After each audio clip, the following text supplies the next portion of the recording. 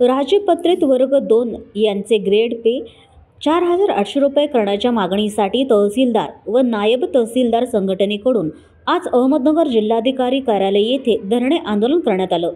यावेळी जिल्ह्यातील तहसीलदार व नायब तहसीलदार उपस्थित होते।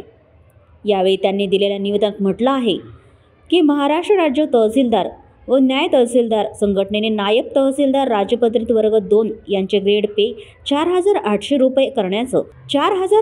रुपये करण्याच्या अनुषंगानं माननीय श्री के.पी. बक्षी यांच्या अध्यक्षतेखाली वेतन त्रुटी समिती सक्षम केलेल्या सादरीकरणात नमूद केलेल्या बाबींच्या अनुषंगाने तसेच यापूर्वी देण्यात आलेल्या निवेदनावर तात्काळ कारवाई करून सदरची मागणी मान्य करून त्या संदर्भातील शासन निर्णय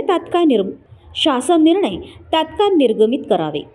या अगोदरही संघटनेच्या वतीनं शासनाला निवेदन देण्यात आलेलं आहे, परंतु अद्यापही नायब तहसीलदार संवर्गाचे ग्रेड वेतन वाढीबाबत शासन स्तरावर कोणताही निर्णय घेण्यात आलेला नाही। मागणी केलेले ग्रेड पे मंजूर झालेले नसल्याने महाराष्ट्र राज्य तहसीलदार व नायब तहसीलदार संघटनेचे सदस्यांची तीव्र नाराजी झालेली आहे। त्यामुळे स्थगित केलेले आंदोलन पुन्हा सुरू करण्याबाबत संघटनेला निर्णय घ्यावा लागत आहे।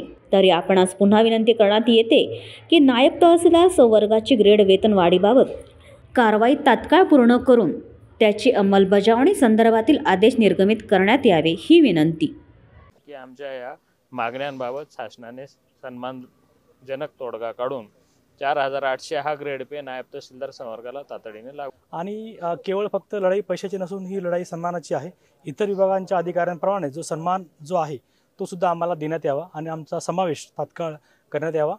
नायब तहसीलदार पदाच्या कामाचं जर स्वरूप पाहिलं तर आम्ही तालुक्याच्या ठिकाणी तहसीलदारांसोबतच अनेक जबाबदारीची कामं करत असतो।